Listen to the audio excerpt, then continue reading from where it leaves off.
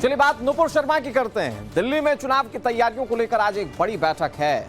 Bharatiya Janata party की इस बैठक में जेपी नड्डा, बीएल संतोष और सुनील बंसल के साथ साथ प्रवासी नेता मौजूद रहेंगे।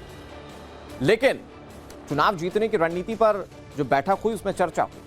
बताया जा रहा है कि बीजेपी कैंडिडेट की दूसरी लिस्ट कभी भी जारी हो सकती है और सोशल मीडिया पर दावा तो यह किया जा रहा है कि दिल्ली चुनाव में नुपुर शर्मा की वापसी हो सकती है। दावों की सच्चाई क्या है आपको दिखाते हैं हमारी एक्सक्लूसिव रिपोर्ट में।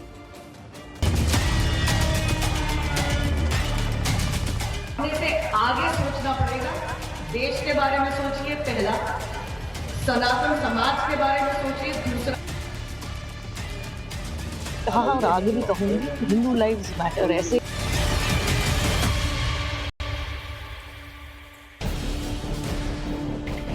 केसरिया कपड़ा, सनातनी शब्द, शब्दों में अपनों के लिए अंतहीन आह, बेहिसाब परवाह और हिंदुत्व की धुरी पर राजनीतिक चाह की परिक्रमा कराने वाली वो नुपुर शर्मा जो लंबे वक्त से नेपथ्य में है, सियासत से दूर है, उनको लेकर ये खबर सोशल मीडिया पर तैर रही है। दिल्ली में वोट युद्ध के शंखनाद के बाद लगातार ऐसे ही दावे किए जा रहे हैं। कभी बीजेपी की प्रखर प्रवक्ता रही नुपुर को लेकर एक्स पर पोस्ट किए जा रहे हैं कि उनकी घर वापसी हो रही है, कि उनकी भगवा सियासत में री एंट्री हो चुकी है, कि नुपुर शर्मा फिर से चुनावी मैदान में उतरने वाली हैं, कि वो मुख्यमंत्री पद की कैंडिडेट हो सकती हैं। और ऐसे कोई एक दो पोस्ट नहीं बल्कि नुपुर को लेकर एक लंबी फहरिस्त है दावों की। सोशल मीडिया पर वायरल ऐसी खबर के बीच लोगों के मन में ये सवाल उठ रहा है कि क्या वाकई नुपुर शर्मा दिल्ली चुनाव में उतर रही हैं? क्या नुपुर शर्मा को बीजेपी फिर टिकट देने वाली है या फिर सोशल मीडिया पर भ्रामक खबरें चल रही हैं? इन सवालों का जवाब जानने से पहले ये देख लीजिए कि कैसे कैसे दावे किए जा रहे हैं नुपुर शर्मा को लेकर। एक यूजर ने लिखा है कि बीजेपी नुपुर को दिल्ली में उम्मीदवार बनाने की तैयारी में है। दिल्ली के महाभारत में अब वो जोरदार भूमिका निभा सकती है। वहीं दूसरे यूजर का दावा है कि दिल्ली विधानसभा चुनाव में हिंदू शेरनी नुपुर शर्मा की एंट्री हो चुकी है। इस सब के बीच एक और शख्स अपील कर रहा है कि अगर नुपुर शर्मा को दिल्ली चुनाव में देखना चाहते हैं तो इसे रीपोस्ट करें। सोशल मीडिया पर एक यूजर ने दावा किया है कि दिल्ली में नुपुर शर्मा का चुनाव लड़ना लगभग तय हो गया है और बीजेपी इसे मास्टर स्ट्रोक के रूप में देख रही है। दावा तो ये भी किया जा रहा है कि नुपुर को बाबरपुर से बीजेपी चुनावी मैदान में उतार सकती है, जहां से आम आदमी पार्टी के मंत्री गोपाल राय को एक बार फिर आम आदमी पार्टी ने अपना उम्मीदवार बनाया है और यहीं से कांग्रेस पार्टी ने अपने पूर्व विधायक को चुनावी मैदान में उतारा है। उसी मुस्लिम बहुल सीट बाबरपुर से नुपुर शर्मा को टिकट दिए जाने की खबर वायरल है। दावा तो यहां तक किया जा रहा है कि बीजेपी कैंडिडेट की नई लिस्ट में नुपुर का नाम शामिल हो सकता है। सीट भले ही कोई भी हो, सोशल मीडिया पर जारी इन दावों पर बीजेपी ने क्या कहा? अगर नुपुर शर्मा चुनावी मैदान में उतरती हैं तो आम आदमी पार्टी के लिए ये कितनी बड़ी चुनौती होगी, ये हम आपको विस्तार से बताएंगे। हम आपको ये भी बताएंगे कि दिल्ली के लोग क्या कह रहे हैं नुपुर शर्मा को लेकर। मगर उससे पहले जान लीजिए कि दिल्ली की राजनीति के लिए नुपुर कोई नई नहीं है। उन्होंने अरविंद केजरीवाल को तब चुनौती दी थी चुनावी मैदान में जब आम आदमी पार्टी की दिल्ली में आंधी आई थी। 2015 में नुपुर शर्मा को बीजेपी ने नई दिल्ली विधानसभा सीट से टिकट दिया था। तब नुपुर ने अरविंद केजरीवाल को टक्कर दी थी। हालांकि चुनाव में 28.73% वोट पाकर भी वो 31,583 वोट से अरविंद केजरीवाल से हार गई थी। मगर भारतीय जनता पार्टी में सक्रियता का नतीजा था युवाओं के बीच चर्चा में रहने वाली नुपुर शर्मा को पार्टी ने प्रवक्ता बना दिया। मुखर वक्ता की तरह वो बोलती थीं, पार्टी का पक्ष रखती थीं, हिंदुत्व की सियासी लकीर को आगे बढ़ाती थीं। मगर 2022 में एक मजहबी टिप्पणी की वजह से पार्टी ने नुपुर शर्मा को बाहर का रास्ता दिखा दिया। तब से निलंबित हैं। मजहबी टिप्पणी की वजह से उन पर केस हो गया था। हालांकि नुपुर शर्मा की गिरफ्तारी वाली याचिका सुप्रीम कोर्ट में खारिज हो गई थी, लेकिन उन्हें लगातार जान से मारने की धमकियां मिलती रहीं। उनके नाम पर देश के कई हिस्सों में हिंसा हुई। राजस्थान में एक शख्स की हत्या तक कर दी गई। धमकियों के बाद नुपुर को पुलिस सुरक्षा दी गई। सार्वजनिक तौर पर नुपुर की मौजूदगी भी न्यून हो गई। 2.5 बरस बाद भी नुपुर शर्मा सख्त सुरक्षा घेरे में रहती हैं। ये तस्वीर लोकसभा चुनाव के वक्त की है, जब नुपुर शर्मा वोट डालने पहुंची थी। उनकी सुरक्षा में 5 कमांडो सादी वर्दी में है, जबकि एक वर्दीधारी बंदूक लिए पीछे पीछे चल रहा है।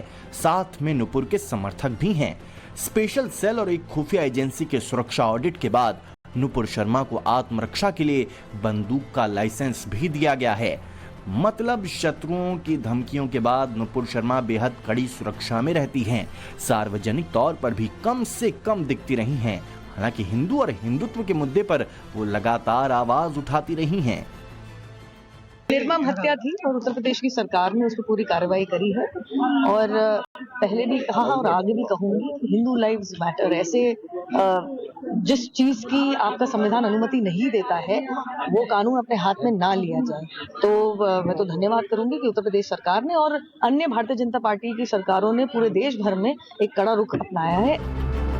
जब उत्तर प्रदेश में गोपाल मिश्रा को गोलियों से छलनी किया गया था, तब खुलकर उन्होंने इस पर बोला था। मीडिया के सामने भी, अपने समर्थकों के बीच भी और संगोष्ठी में भी। बटेंगे तो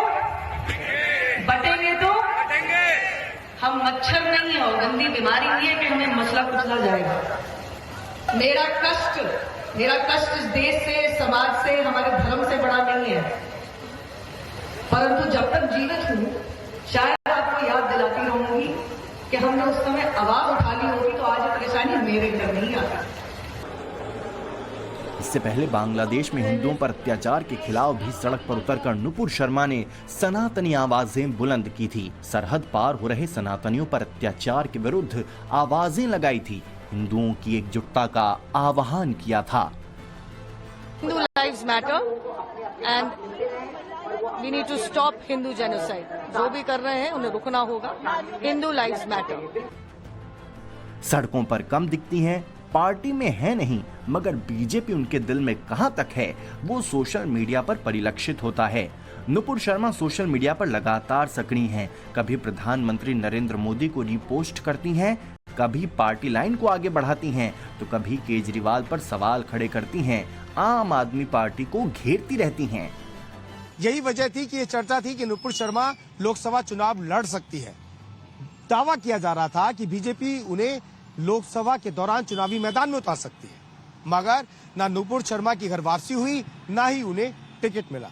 लेकिन लोकसभा चुनाव के बाद बीजेपी की हिंदुत्ववादी राजनीति में बड़ा अंतर आया।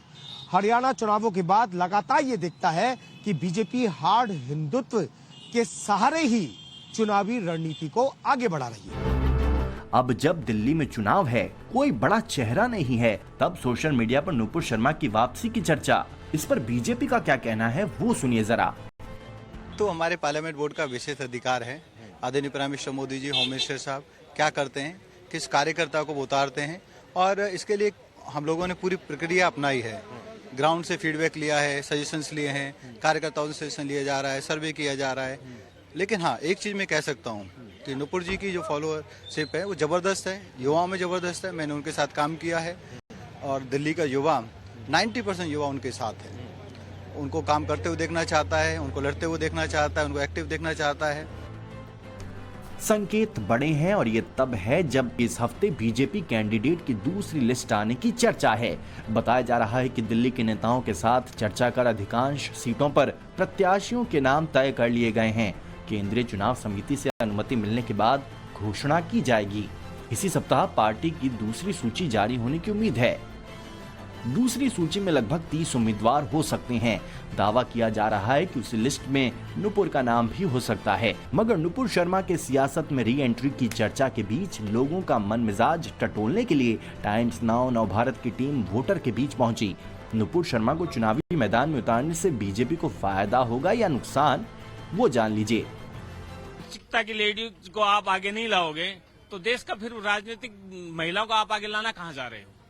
वो तो एकदम मते मानता हूँ, वो तो सुपरस्टार है, उनको तो आप प्रोजेक्ट करना चाहिए as a CM. Nupur Sharma बहुत ही सुलझी हुई लेडीज है, योग्य है, तो उसको क्यों नहीं देना चाहिए। लोग अपना कमेंट करते हैं, सबको बोलने की आजादी है, लेकिन हमारे हिसाब से तो उनको बिल्कुल सपोर्ट होना चाहिए। कहता हूँ नुपुर शर्मा एक राष्ट्रवादी महिला है, उसको आगे लाना चाहिए। मैं तो कह रहा हूँ दिल्ली के सीएम के रूप में प्रोजेक्ट करना चाहिए। और आप देखिएगा दिल्ली की पूरी जनता जो है 70% जनता जो उसका सपोर्ट करेगी। इस तरह की वो लेडी है, दबंग है, सच्चाई का साथ देती है, बिंदास बोल होते हैं उनके, तो उस हिसाब से वो दिल्ली के लिए अच्छा चेहरा है। और विधानसभा नहीं जीत पाई, जमानत जब्त होते होते मुश्किल से बची थी लास्ट इलेक्शन में। जो 70% भाई लोग सपोर्ट करवा रहे हैं, मुझे लगता है यही लोग वोट नहीं किए थे। जाहिर है कि नेपथ्य में रहने के बावजूद नुपुर शर्मा के अपने समर्थक हैं। जिस बयान पर वो सवालों के चक्रव्यूह में खड़ी थीं, जिस विवाद पर बीजेपी ने उन्हें बाहर का रास्ता दिखा दिया था, उसी ने उनकी इमेज को और विस्तार दिया। यही वजह है कि बड़ी तादाद है ऐसे लोगों की जो नुपुर शर्मा की सियासत में वापसी की राह देख रहे हैं। हालांकि बीजेपी उन्हें टिकट देगी या नहीं, ये बड़ा सवाल है, क्योंकि राष्ट्रीय और अंतर्राष्ट्रीय स्तर का फायदा और नुकसान देखने के बाद ही भारतीय जनता पार्टी इस पर फैसला करेगी। दूसरी बात यह है कि नुपुर के ऊपर से खतरा अभी टला नहीं है, लेकिन दिल्ली में बीजेपी कैंडिडेट्स के नामों के ऐलान के बीच सोशल मीडिया पर इन दावों के बीच ये पूछा जा रहा है कि क्या वाकई नुपुर शर्मा आ रही हैं।